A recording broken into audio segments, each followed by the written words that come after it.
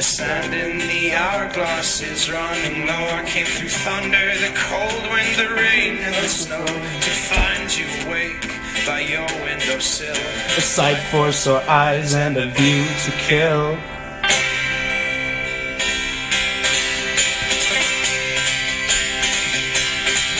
I broke down in horror at you standing there. The glow from the moon shone through cracks in your hair. I shouted with passion, I love you so much, but feeling my skin, it was cold to the touch. You whispered, where are you? I questioned your doubt, but soon Realized you were talking to God now.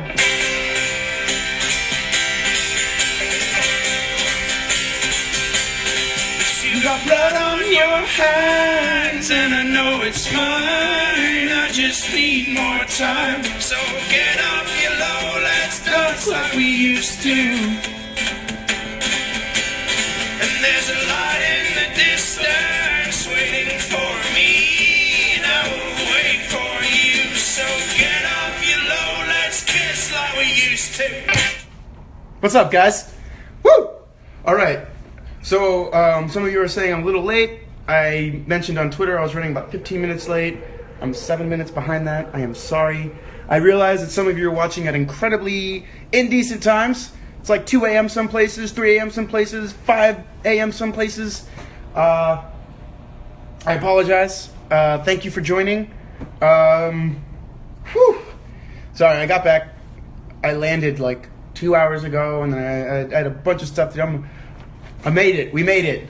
Huh. Yes, Deadpool cufflinks. I got those as a gift from Marvel at Comic-Con last year, and I finally got to wear them.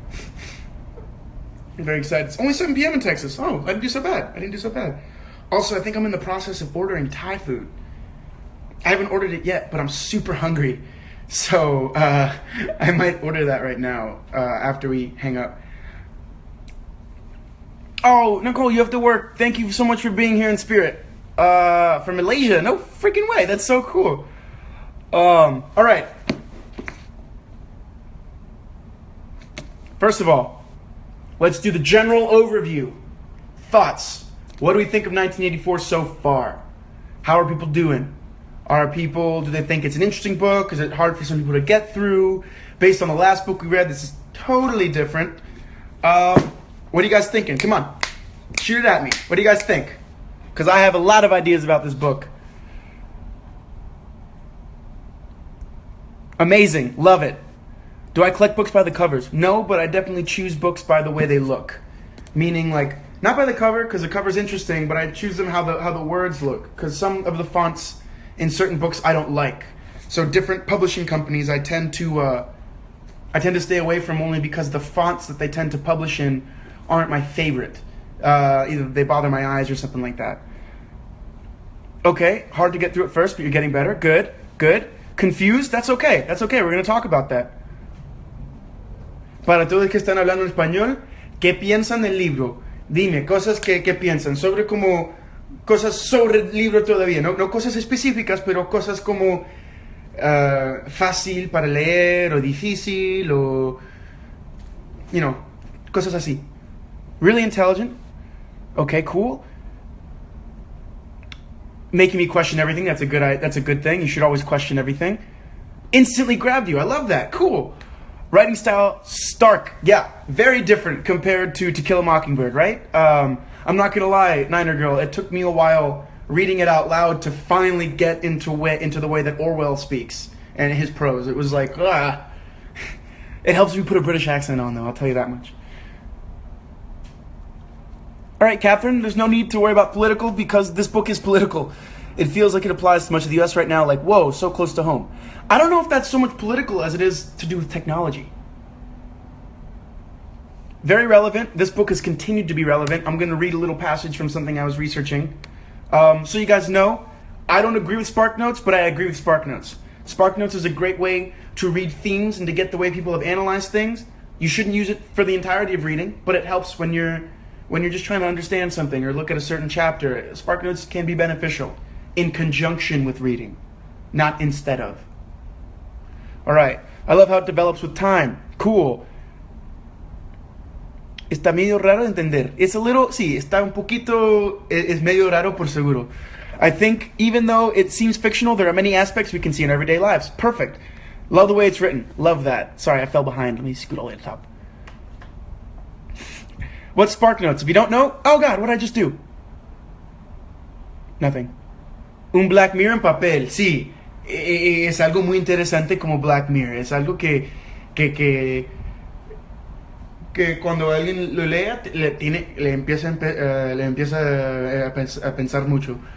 I love how the plot thickens. Me too. I love the way he's built this character. In part 1, I'm like, nothing's happened yet, but everything's happened. It's cool.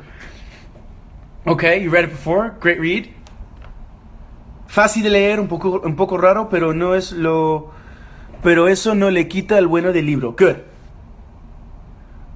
Bueno, I love the style of dystopian writing. George Orwell's word choice is very different from some modern dystopian novels. True. I read every chapter, but I used to use Spark Notes to help me get better understanding stuff. Good, Nicole. That's what Spark Notes, I think, should be for. It should be for you to read and be like, huh, let me read this again, and we look through some part. Oh, okay. It should never be instead of. It should always be like, let me do this, and then go to that, and then go back. Hard to read at first. Once you get into the groove, I totally agree, Amelia. Telescreens are scary, like notebooks or iPhones or Siri. I use Spark Notes for my middle school students. With Shakespeare, it was easier to teach them that way, and it helps Shakespeare language. Yes, I agree. Oh wait, Andrea Hayes, that's you. What's up? I think what sticks to me most is Newspeak. That's great. We're gonna let me write that down. We're gonna talk about that later when we get into that. Where are we supposed to stop? It's all good. Bumble Bailey, we're stopping at part 1. We're not going past it. I haven't read past it, so I'm not going to speak past it. But part 1.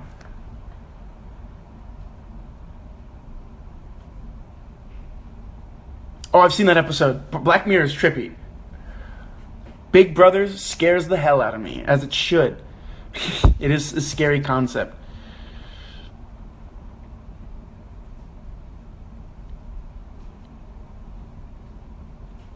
Ooh, I love that comment. Is it Kiyomi Coronado? I'm sorry if I pronounced it incorrectly. I feel confused, but I'm not actually confused, but the feeling of confusion is there. I love that. And I think that's something that our main character, Winston, is playing with. This confusion, this confusion with this rectifying reality in the past. Part 3 gets better. All right, cool, I can't wait. Okay, you read it in high school and you hated it, but you're really enjoying it this time around. That's why you should always reread books. I will tell you guys this, after rereading Slaughterhouse-Five, after we finished reading it and ruminating on it and thinking about it, it's no longer my favorite book. It's up there, but it's still one of my favorite books, but it's not my absolute favorite anymore, which is cool, interesting. Contrast between Julie and Winston, interesting, right?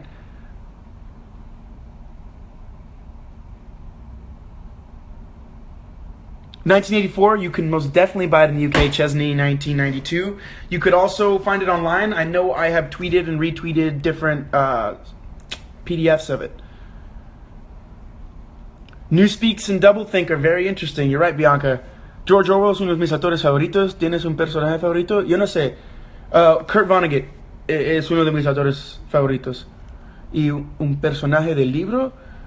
Todavía no. It does make you think, Maya, awesome, good. He definitely make you think of the way we do stuff now. He definitely stretched it out. We're introduced to many characters, but absolutely know nothing about them, so it leaves you guessing about the significance they can have in the plot. Totally agree. Take a shower. Doublethink is so interesting. Newspeak is facepalm. Yes, makes you facepalm. I agree. Paranoid just reading it. Love it. Ignorance is strength. What is something I said in my past life? I said ignorance is the tool of the oppressor. So now they're trying to make you think it's strength. Everything. Let's let me find I think it's in the first chapter that those things are written. Hold on. Let's go. Are we gonna dive in? We're gonna dive in. War is peace. Freedom is slavery. Ignorance is strength. Monica, that's a great question. You know what? Before we dive in, I'm going to read something about a theme analysis of this book. All right? Let me see. This is what I want to do? Yes. It's something I found online, and I'm going to read it to you guys really quickly. George Orwell published 1984 in 1949.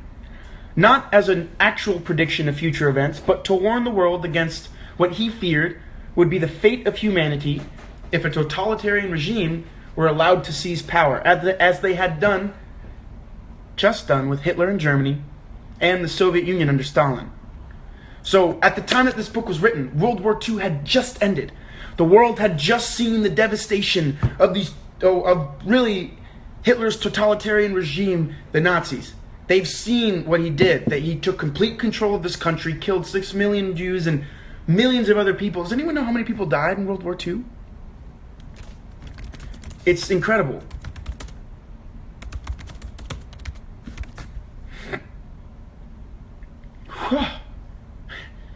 Like 80 million people died in World War II. Something just absolutely, I don't think you can fathom how many people that is.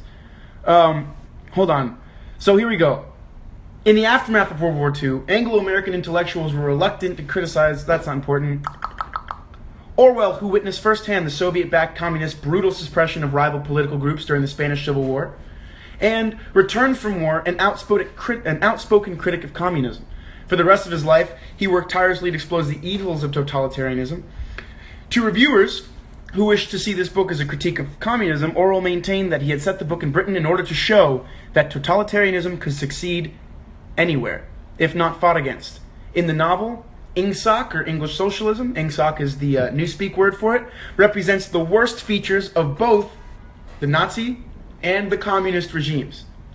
The party's ultimate ambition is to control the minds as well as the body of its citizenry and thus control reality itself. That's one of the themes we see in the book, reality control. Think of all the ways that Big Brother in the book is trying to control the reality that the people live in.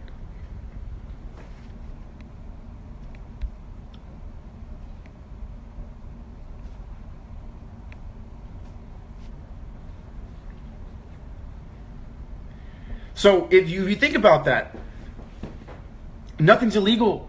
I mean, that's one thing I thought was interesting. There were so many things that were extremely frowned upon. He was like, it's not technically illegal to do this, but if a party member were walking in the paroles area after a certain time, right? It was very interesting. They're playing with what's wrong and what's not wrong. War is peace. Oppression. What is it? War is peace. Freedom is slavery. Ignorance is strength. They're making you constantly question the reality that they're living in, and then they've done everything they can to create this fake reality. Think of how much they're rectifying or changing the past. Remember what I said last live? Only through looking at the past can we see where we're going in the future. And if they're changing the past, where the hell are we going? Así es, el patrón lo mantiene gracias a la ignorancia del pueblo, y lo cual lo han sometido. Exactly. Propaganda 100%. I know any of the Argentinian fans we have will understand how scary it is when Winston talks about the disappearance of people. This has happened in the world. There have been regimes. There have been multiple regimes. I'm talking in the old Russia, I'm talking in Latin America, I'm talking all over the world. There have been regimes where people have disappeared. And it's crazy.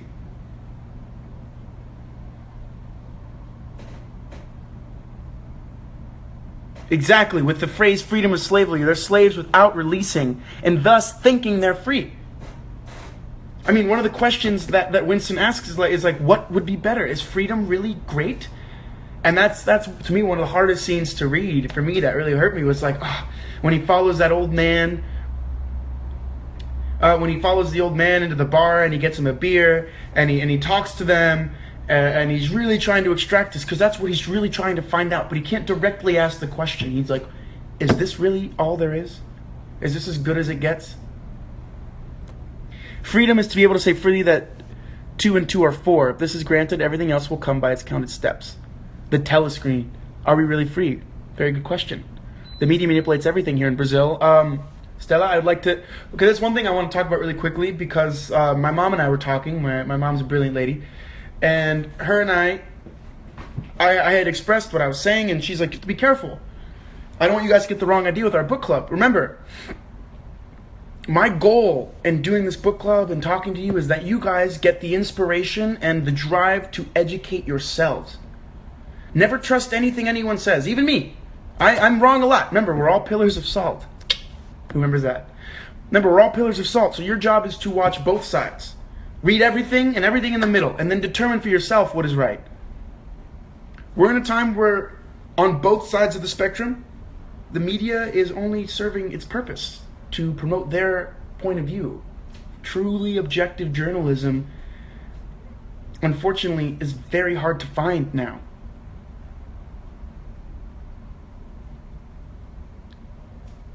So it's your job to be your own journalist, your job to be your best teacher. The whole ignorance is strength argument is very real because if you think about how the United States is right now, we do live in a very ignorant, dominant world. True. But the ignorance is on both sides. Just one side feels it's more educated, and in that case it makes it more ignorant. And the other side is, remember, life is a circle. Everything's a circle. So there's a point of tolerance where you become intolerant, because you become intolerant of people who are intolerant. And that's just as dangerous. Remember, everything's a circle, and your job is to find the middle.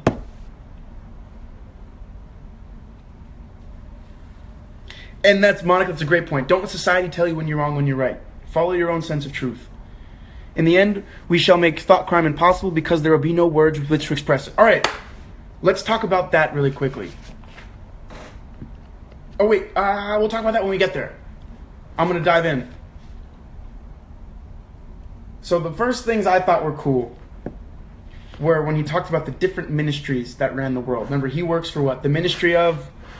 Where is someone? What are you guys going to say it? Which ministry does he work for?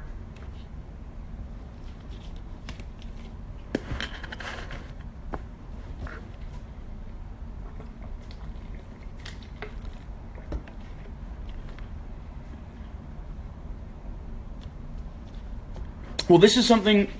Oh boy, I cannot pronounce your name. I'm sorry. It scares me how people in 1984 are easily manipulated and how people now are getting more like them every day. That they can't think for themselves and they just want to live free. Well, one thing that a lot of people... Ministry of Plenty, good stuff. Ministry of Plenty. Malachi, awesome. Ministry of Plenty. But one thing that I was taught, because my father's from Cuba, in case you guys don't know, he left Cuba at 5 days old during Castro's regime when he was able to leave with his father.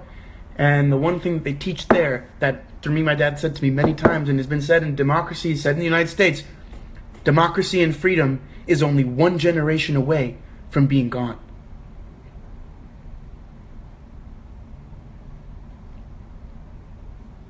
And that's something that people don't understand right now. Democracy is only one generation away from being gone. So yes, what's the biggest struggle that Winston has? No one has been alive long enough to remember the truth. So all Winston, he was young before the revolution, but he barely remembers it. Now all he knows and all the adults he knows and everything that surrounds him, I do not do my eyebrows. Everything, my mom would love me to, but I don't. Everything that surrounds him only knows the party in Oceania. They don't know anything before that.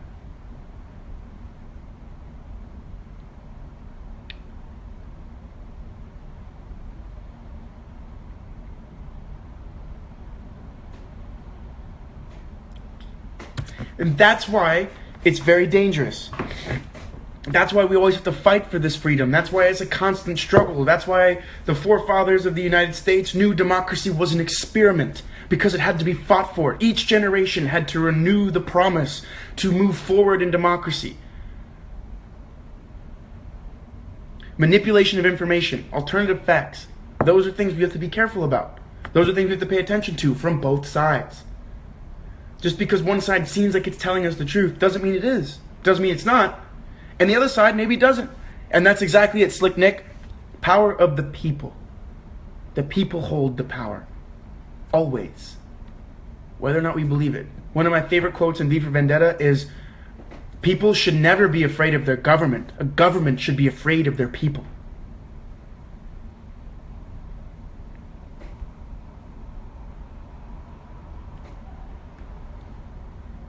Oh, you're right. He works at the Ministry of Truth. You're so right. My B.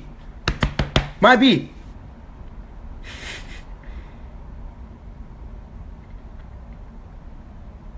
Yeah, that's on me. That's on me. Okay. So in the beginning of the book, we meet Winston. And we learn that he did have a past before the party, but he barely remembers it.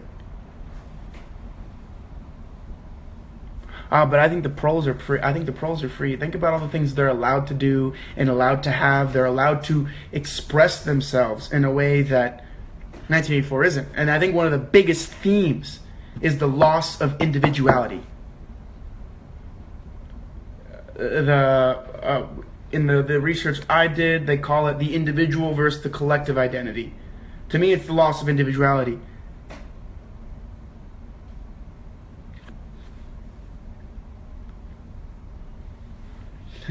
My bad.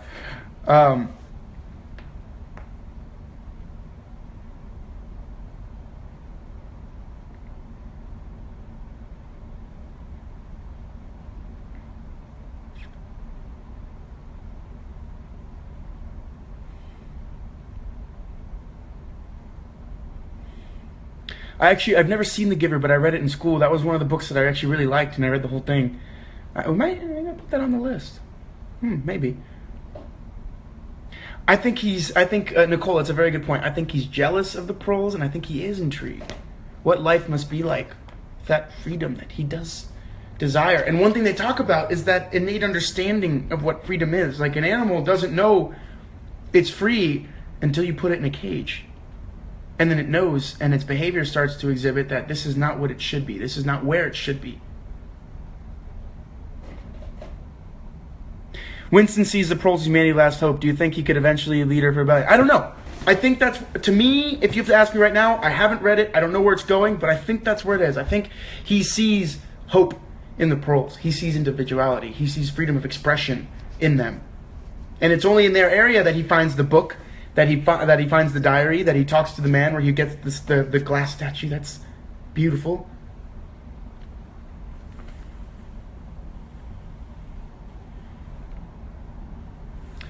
Chesney, what do you mean, explain Winston?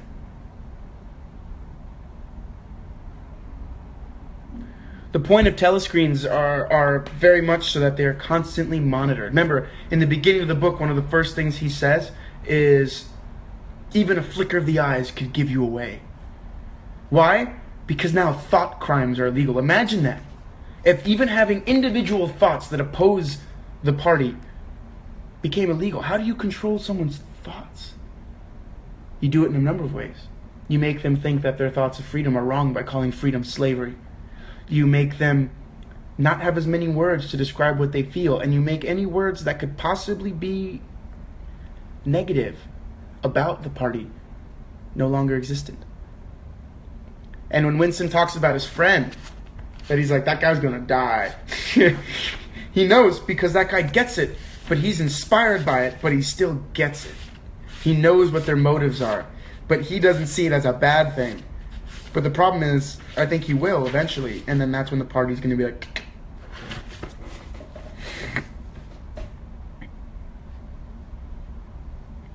see, the funny thing is, Winston's a rebel without even knowing what that really means. He's just questioning. I think Winston's... Yeah, Syme is the guy that does that. He's like, oh, wow, the number of words, and wow, newspeak. To me, that was the scariest thing. Why? Because words carry weight. All right, this is a little tangent. I'm going to go on real quick. My mom once taught me this. She goes, always be careful about what you say. When you say it, it can never be taken back. It can never be unheard. Because words have power. Language has power. That's why when you see people who don't care for language, you should pay attention. Always. Regardless of who they are. Language has power. Your words have power. You use specific words for specific reasons. And when they start taking out your words,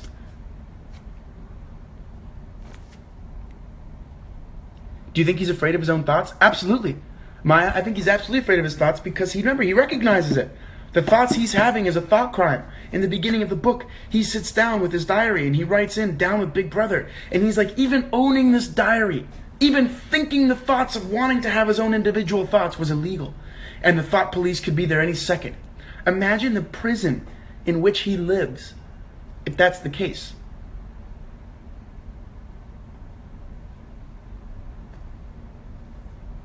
What influence could O'Brien have on Winston's character development?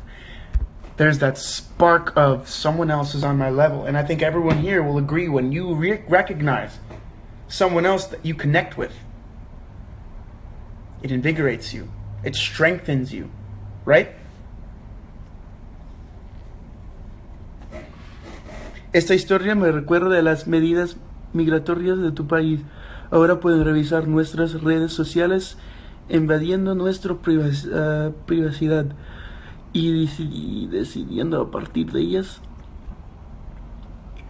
quién pasa o quién pierde su vida, su visa. Eso es una cosa muy importante para ver. Y mira, puedes pensar, sorry guys, remember when he wrote this book? This was 1949, right after the world had seen Nazism, and they were afraid that this might happen. They were afraid, like people were very scared. They don't know what was going to happen. And because of the spread of Nazism, the Cold War, remember the Cold War ended right when World War II ended. The Cold War started because now it was who's going to be the superpower. Nuclear war was there, a possibility. The United States had this power, and in order to stay, boom, they had to. It was crazy. So everyone's afraid of what's happening.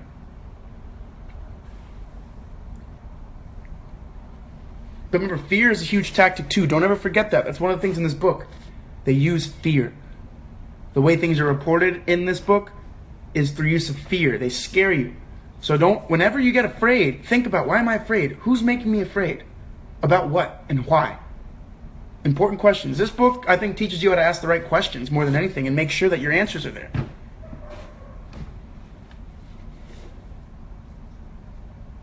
Exactly, I'm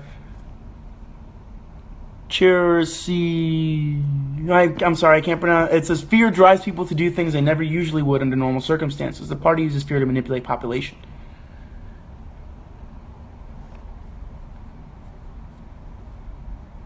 Okay, let's talk about that. Val 86. Guys, what do you guys think about the 2-minute hate? The 2 minutes hate. 2 minutes of hate. What do you guys think about that? ¿Qué piensan sobre los 2 minutos de odio? Y no sé cómo se llama en español, pero para traducirlo de inglés a español, eso es lo que yo pienso es los 2 minutos de odio. ¿Qué piensan sobre eso? Terrifying, right?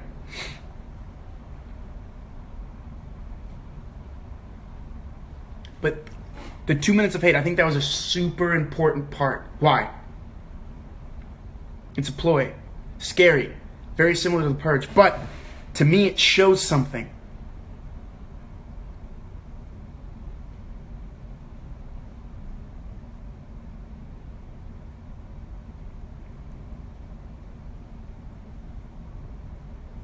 Well, I think because Goldstein is actually a figure of, to me, he'd be the equivalent of the rebellion in Star Wars. So, of course, the Empire would want to demonize him, right? But what does a 2 minutes of hate show you? Winston says, before you know it, even yourself, you are connected to everyone, and you are, what do? They use this human ability to connect, and they use it for their purpose. But when people are with passion and vigor, they tend to connect. I think that's an important part. It's another way for people to control to control them, but I think that's what also sparks the idea that they're connected. And it was wasn't it during the 2 minutes? I don't know if I was right. When did he connect? When did he make eye contact with O'Brien the first time?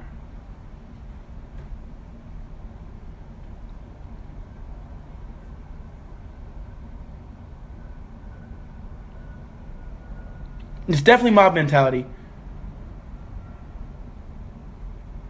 I think it's also a way for them to let anger out and let that feeling oppression out. I think It's to kind of unify their people because using all the rage for enemies of the party makes for opposition. Exactly. It unifies them, but the people don't realize they're being unified in their hatred. And I think that's something that'd be interesting. I don't know where that's going. It was during the 2 minutes hate, right? Think about that. Think about that. Everyone's having this connective moment. Even Winston, like before he knew, was yelling and stamping his feet and calling that guy a pig, but he was able to connect to someone. I think there's something in that. I'm not sure. There's something in that. Pienso que siembran este sentimiento de odio en el pueblo para tener influencia en las personas, en que sentir por quién. Claro, así es.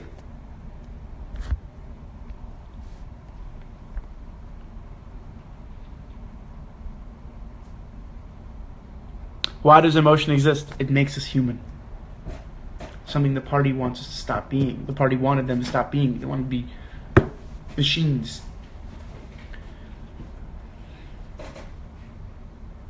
I think it is foreshadowing. An individual dies during the 2 minutes hate. But the populace is connected. I think that's important.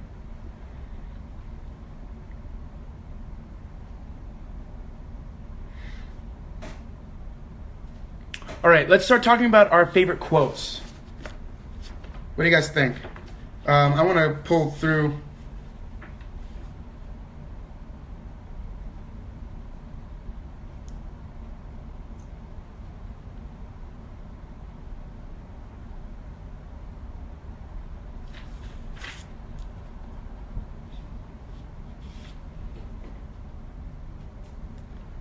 Oh! There's something I really want to talk about in chapter 3. I'm going to read it to you guys. Alright? We shall meet in the place where there is no darkness. Shadow Go, if you haven't read it, you should go read it. Rita is a badass.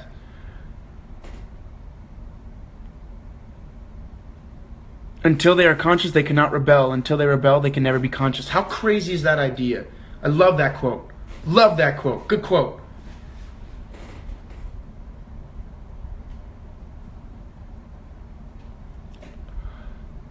So, okay, Little Red Reader. You come upon one of the themes that I'm currently reading about. I'm sorry I didn't get time to really dive into that. I'll talk about it next time, but I'll read you the beginning of that, Little Red Reader. That's one of the big themes in this book. It's sex and love.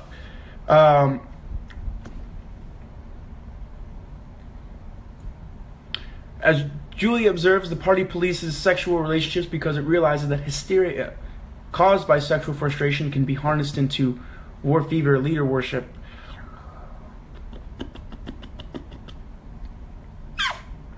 Sexual desire can compete with loyalty to the state. Think if they try to control your sex, they're like, oh, I shouldn't do that. I should compete with the state. But then, I don't know. But hold on. I'm going to read this one part from chapter 3 because there's something about the loss of deep emotion I want to talk about. He could not remember what had happened, but he knew in his dream that in some way the lives of his mother and his sister had been sacrificed to his own. It was one of those dreams which, while retaining the characteristic dream scenery, are a continuation of one's intellectual life, and in which one becomes aware of facts and ideas which still seem new and valuable after one is awake. The thing that now suddenly struck Winston was that his mother's death nearly 30 years ago had been tragic and sorrowful in a way that was no longer possible.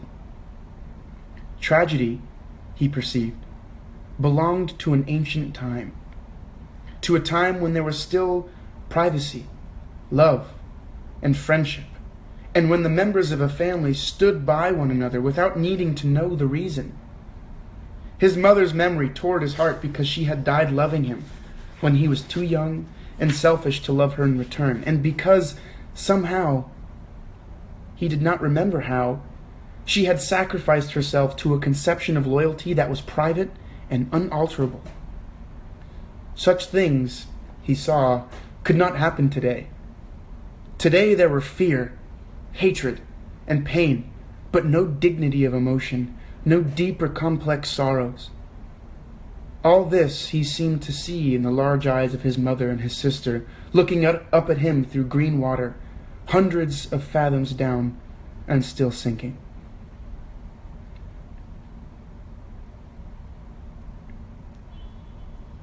So that was from chapter 3. And there's something interesting there. The party was able to take away deep feeling, the understanding of one's family. Remember, he said no one's friends anymore. They were able to break down the connections that bring people together. The familial connections, unconditional love. They were able to f that up. Uncool. To me, that was one of the most powerful parts.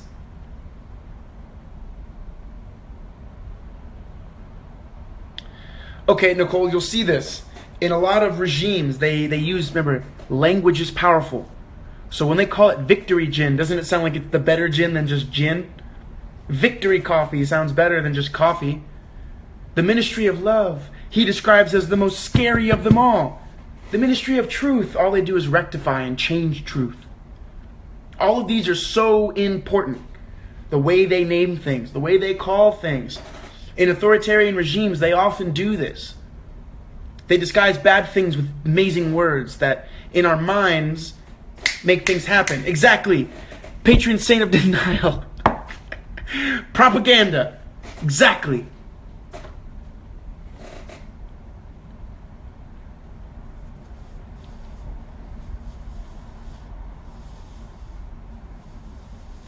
The ministry of peace promotes war. Think about that. They constantly want you to attach different meanings to words that we have an inherent understanding of. That's something I think is super cool about this book. And Lexi, I'm going to contradict you there. I don't like the idea of Newspeak. It scares me. Te pones a pensar si lo que pasó en el pasado es verdad O lo inventaron. Pero eso es una de las cosas que The Party quiere. Ellos quieren que tú no sabes lo que está pasando o lo que ha pasado. Ellos quieren que todo lo que ves es algo que ellos crearon. Algo que ellos lo han hecho para mantener esta idea que ellos son los mejores, The Party. Que ellos tienen todas las respuestas. Ellos saben todo. Crazy.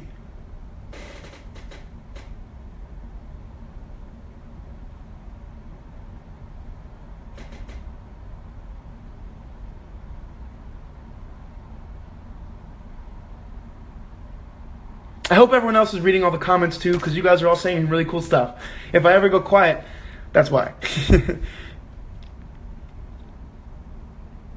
Okay, Bianca, this is something that's a good question. Everyone, I want you guys to answer this question that Bianca's asking. What do you guys think about the woman following him? Do you think she's a spy, a friend, or a crush? What do you think about her? Exactly, Little Red. Twisted psychological controlling. Okay. What do you guys think about that woman? To me, I'm still unsure of her, but there's something about her. Why was she in that alleyway?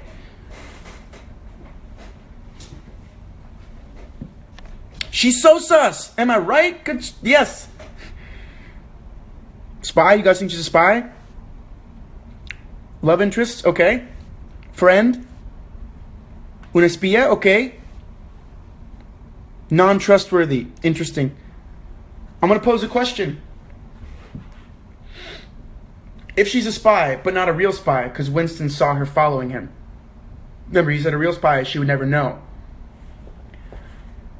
If she was trying to be a spy or catch him, wouldn't she face just as much trouble if she got caught in that zone by herself?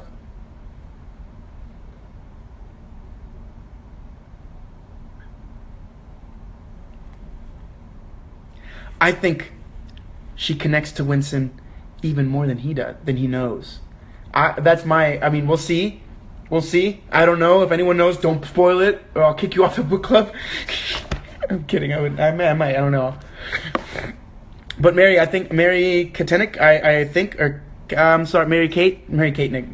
Kate.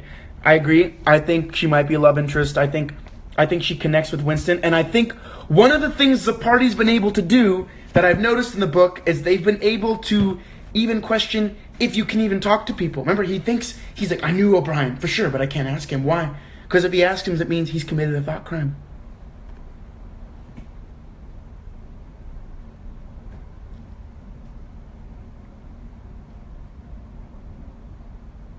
I think so too, Top Mummy.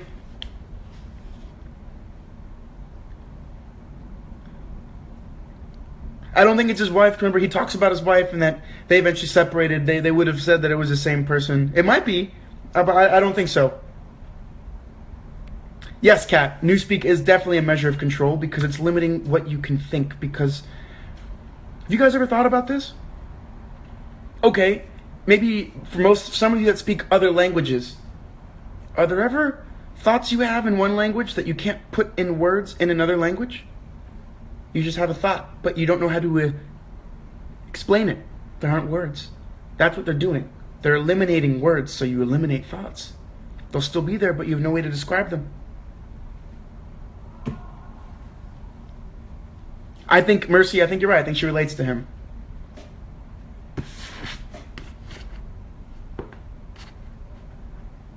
So yeah, when they start eliminating words, that is going to become mandatory for everyone.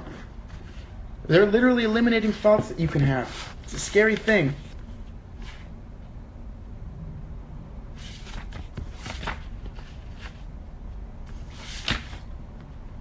Also, I want to. What do you guys think about him calling all the waters green waters? Everything's always a deep green water. I don't know. I thought that was interesting.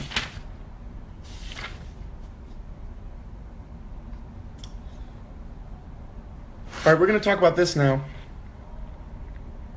I think she is a rebel, Stella.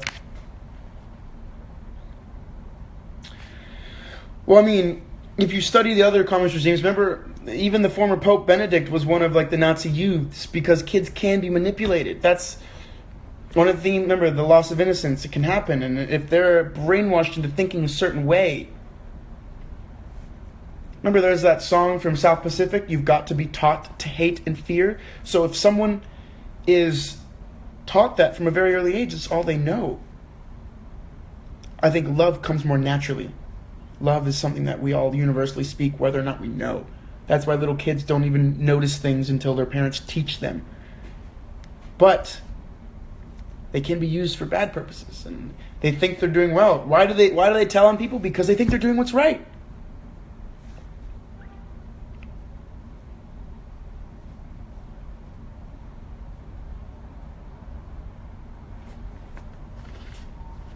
All right, I'm going to read a quote, and I want you guys to tell me what you think. Ooh, I didn't know that, Ana Cat Fernandez. Green is the color of hope. The green water might be a sign of hope for change, or a sight of hope for change. Ooh, very cool. I'll keep the lookout for that. I'm going to read a quote. Let me know what you guys think of this quote. If the party could thrust its hand into the past and say this or that event never happened, that surely was more terrifying than mere torture or death.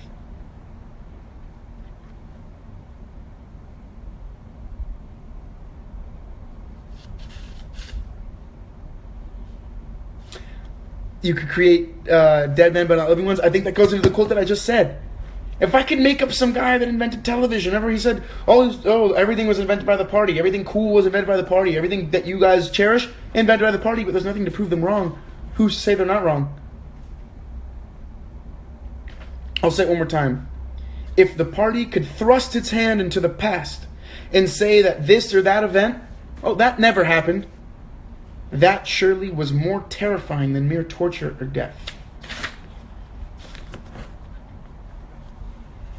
Ooh, okay. There's a passage I wanted to read to you guys, and I know I wanted to read it to you guys because that's my note.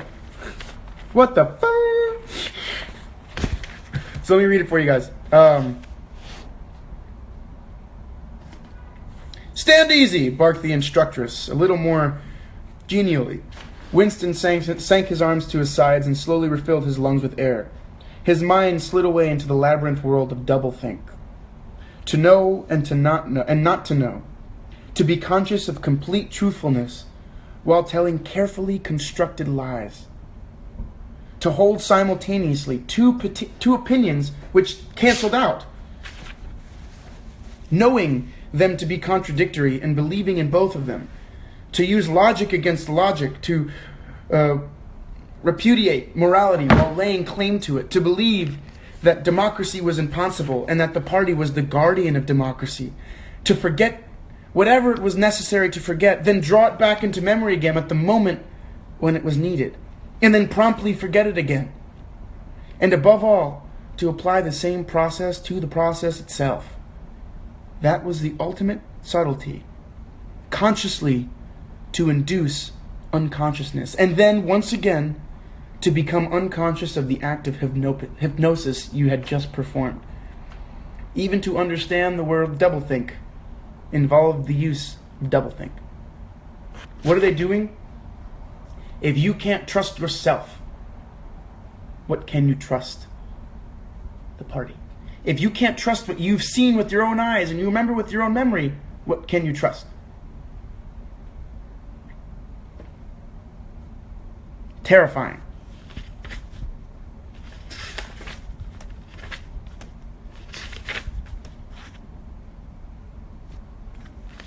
That whole chapter when he's going on, my note up here is, what type of hell this must be.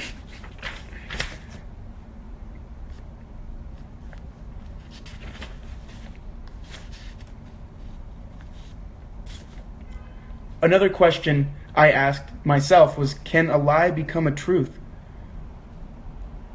Isn't a truth always a truth, whether or not someone says it's a lie? Okay, very good, Little Red Reader. Yes, you'll see a lot of these themes in Animal Farm as well, because these are things that Orwell was constantly battling with his past and whatnot. Next time we talk, we only have about 10 minutes left, 13 minutes left, we'll talk about that. We'll talk about Orwell's past and why he writes this book. Right, Lind, I want fake news. While I don't agree with Trump trying to delegitimize the media at all, in any way, shape, or form, I think there's a question that you have to ask any news source you watch. Why are they telling me this? Is this really news? And if it is, what is behind their motive? It's very important. Very important, always, no matter who it is. You always should question, question everything. Especially pillars of salt.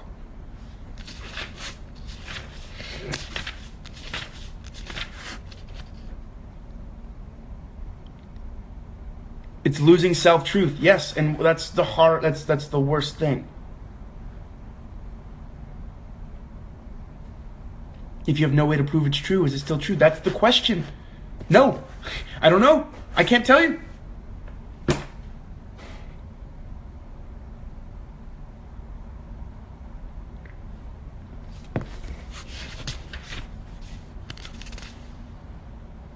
Oh, good. I found the part with sign. I want to talk about that.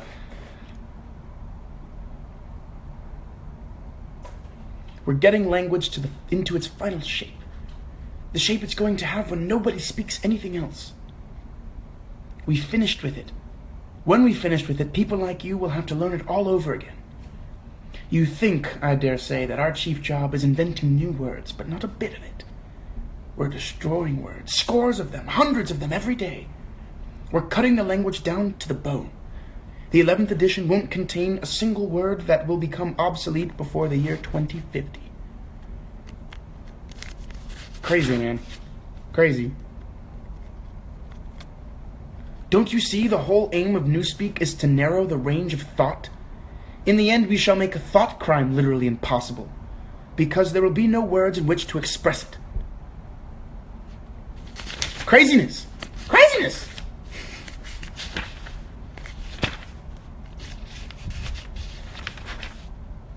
We have about 10 minutes left, so in 5 minutes we'll start talking about tomorrow, the next reading.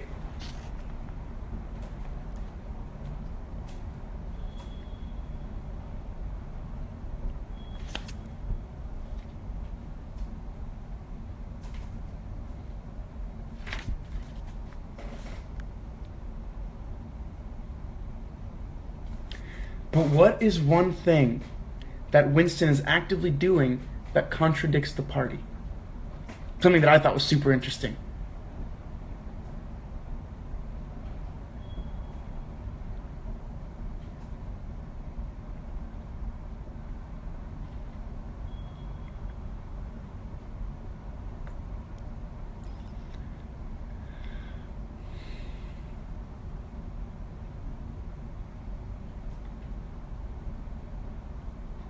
The diary. What about the diary? What is he doing in the diary? He's writing. He's putting his own creative ideas and thoughts. And what is the happiest day? What's the best part of Winston's life? The part that he's like the only true joy he ever got out of his job. What part was it? When he gets to be creative. When he gets to say, ooh, how am I going to make this? How am I going to rectify this? Ooh, this is where I get to be and express myself through this. Human expression is individuality. Creativity is individuality. Creativity is who we are. We are humans, therefore we must create. We are all creators.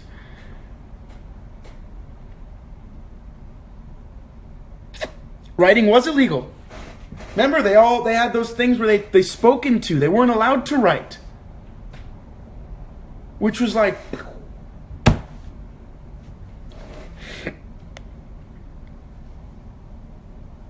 He isn't afraid of truth. He's using courage. He has hope, and he gets to pass on his messages. Right. Creativity is his joy. Freedom to say the truth. His truth. That's his truth. He gets to write it down. It's his.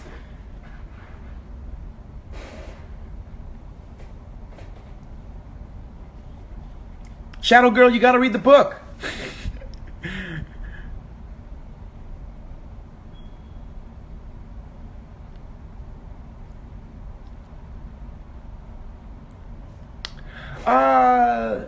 I think cursive is just becoming less and less used because there's less, I don't really know why that is, but there's a less about the formality of writing. There's less, you can have your own style now. I remember cursive used to have to be very exact. Like one of my aunts writes beautiful cursive because she was like forced to learn how to do that. I think also she wants to write, you want to write well. Exactly, it's the only part of the day that makes him be a little in control of some of it. Even taking a walk, he questions it. Can I go for a walk if I'm caught in the side of town? Oh my gosh, I'm having these thoughts. If they caught me here, I'd have to lie. I'd just say I'm finding razor blade. But in that moment, he gets to be completely himself.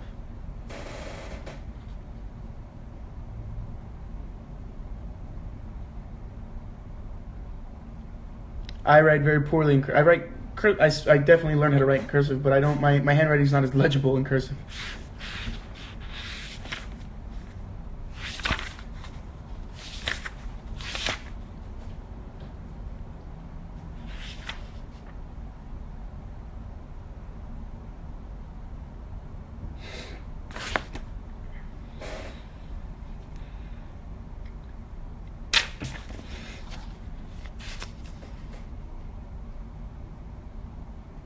He is upset that he got rid of that picture of Jones, Aaron, and Rutherford because then he's like, well, that was the truth.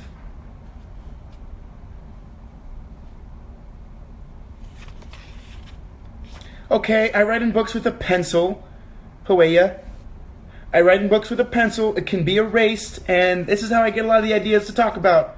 I don't like bend the spines or do something savage. I just make little notes. And they're my books. And the cool thing is, like, I gave a friend of mine Slaughterhouse 5 because she wanted to read it, and all of my notes are in there, and she's going to make notes, and then I'm going to get it back, so I'm going to get to see what notes she made. It's kind of a cool idea. Get a book you really like, put some notes in it, make your own notes, and then see what other notes people make.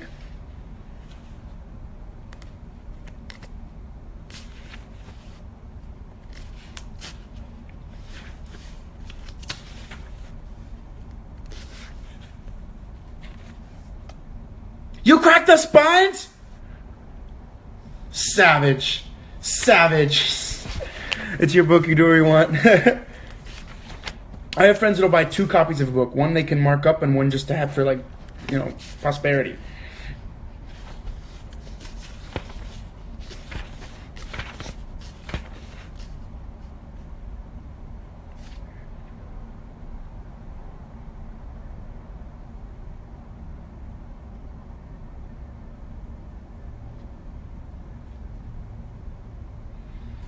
All right, guys, we have about 5 minutes left. I'd say our discussion was super awesome. I'm sorry if we didn't get to talk about everything. I know we wanted to talk about a bunch of different people. We wanted to talk about Mr. Charrington. We'll talk about him next live, promise. Let's talk about what we're reading. Let's talk about the next half. Let's talk about the next section, part 2. Part 2 is a little bit longer than part 1, but I think we can do it. What do you guys think of having a live Monday. Another Monday at this time. Is that cool, or should we do it on a Sunday?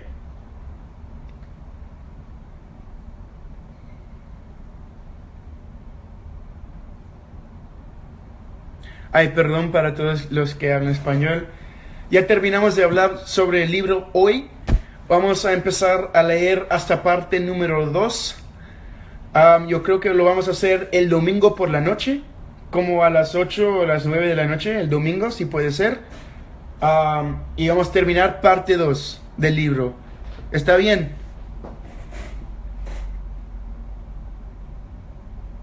Oh, es un fan de mi hermano, de la fotografía de mi hermano. Qué bueno. Sara Flores, gracias. Le voy a decir a él.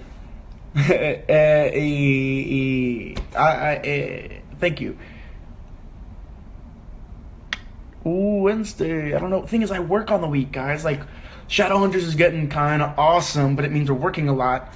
Oh my gosh, these episodes are crazy. I wish I could just, like, geek out and tell you everything, but I can't. I'll get in trouble. So I think the next live...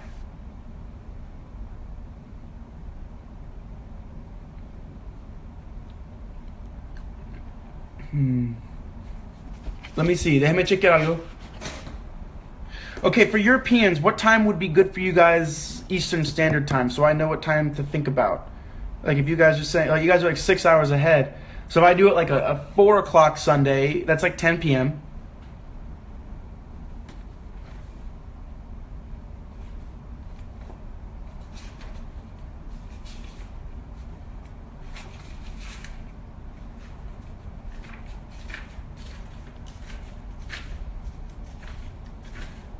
$8 p.m. Sunday, 5 p.m. It's 2 a.m. now and it's 9. That's a little late for you guys. So maybe we'll try to do it like 7 p.m. on Sunday.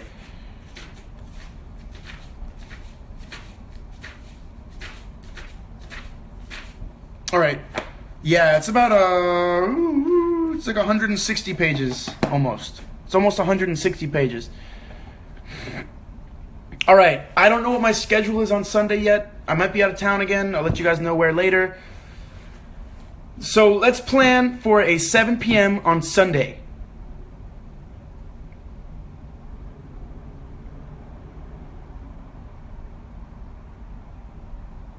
Oh, also, I need to have time to read it too, guys. I work a lot.